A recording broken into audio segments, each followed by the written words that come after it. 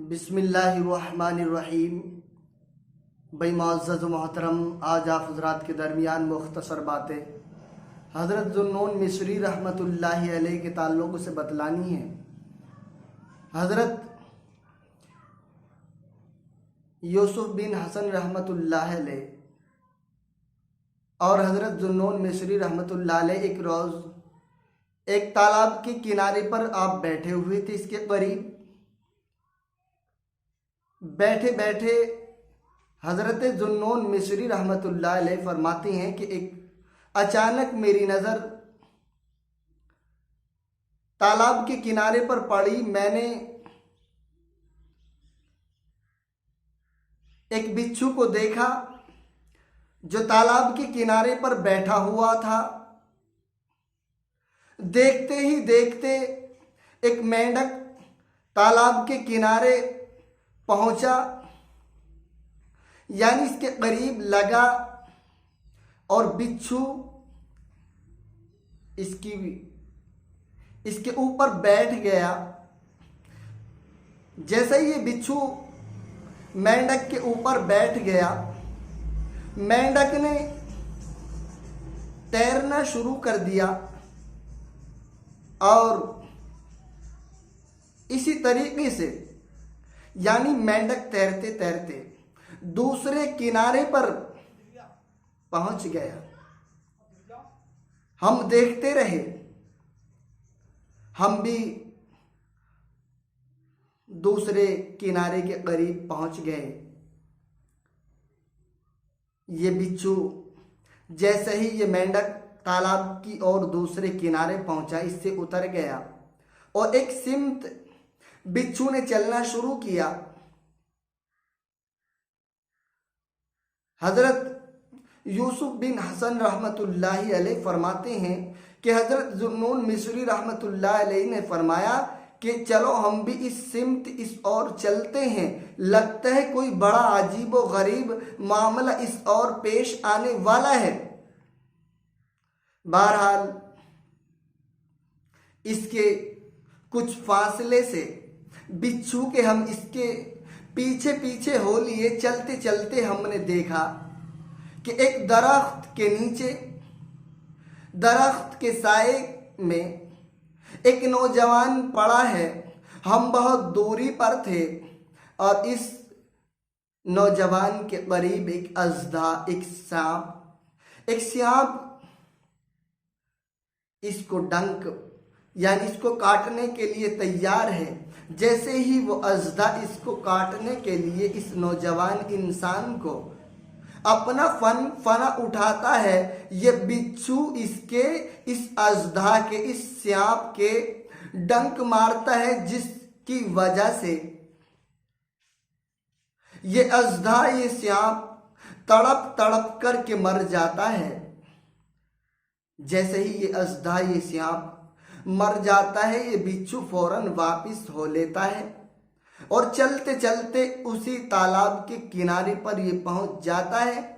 और पहले से ही मेंढक वहां तालाब के किनारे पर था। ये बिच्छू इस मेंढक की पीठ पर बैठ जाता है और ये मेंढक इसको दूसरे किनारे पर पहुंचा देता है। बहरहाल हम इस दरख्त के करीब पहुंचे, हम पीछे हटे। हमने सोचा कि कोई अल्लाह का नेक बंदा है, वली कामिल मुत्तकी परहेजगार होगा, चलो चल करके देखते हैं।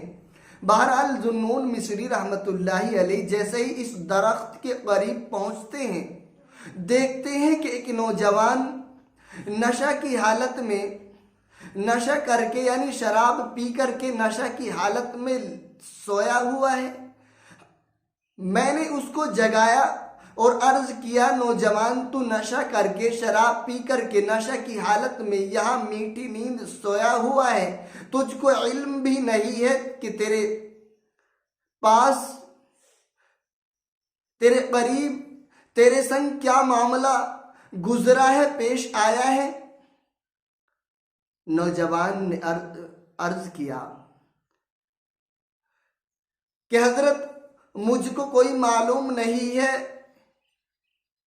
मैं तो सोया हुआ हूं, मैं सोया हुआ था, मुझको कोई इल्म नहीं, आप मुझको बतला दीजिए। हजरत जुन्नून मिस्री रहमतुल्लाहि अलैह अर्ज करते हैं, फरमाते हैं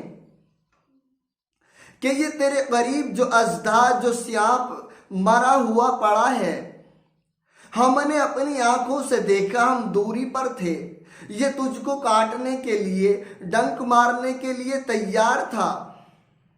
और एक बिच्छू हमने देखा कि इधर तालाब की ओर से आया, वो तालाब के दूसरे किनारे पर बैठा हुआ था, हम भी तालाब के किनारे पर, तालाब के करीब बैठे हुए थे। देखते ही देखते हमारी नजर पड़ी कि तालाब के किनारे पर बिच्छू बैठा हुआ है, और देखते ही देखते हमने देखा कुछ ही वक्त के अंदर एक मेंढक तालाब के किनारे पर लगा, और ये बिच्छू उसकी पीठ पर बैठ गया। ये इसको बिठा कर के इसने तैरना शुरू किया, यहाँ तक कि दूसरे किनारे पर इसको पहुंचाया।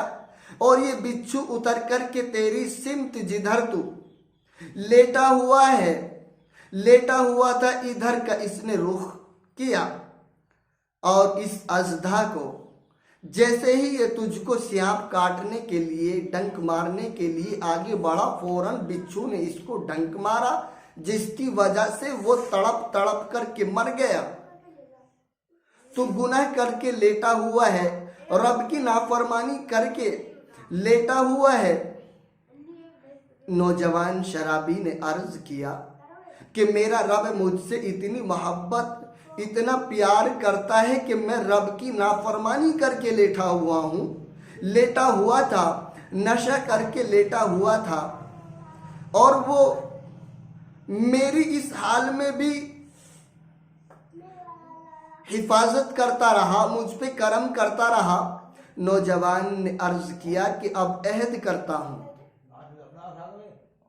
अब कभी गुनाह न करूंगा, कभी नशा न करूंगा, गुनाह का काम कभी अब अपनी जिंदगी में न करूंगा। और ये कह करके जंगल की ओर इसने अपना रुख किया।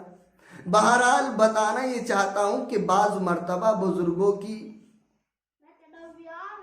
बातें, बुजुर्गों के कौल, बुजुर्गों की नसीहत इंसान के क़ुलूब यानी इसके दिल पर असर कर जाती हैं, और बुजुर्गों की नसीहत की बरकत से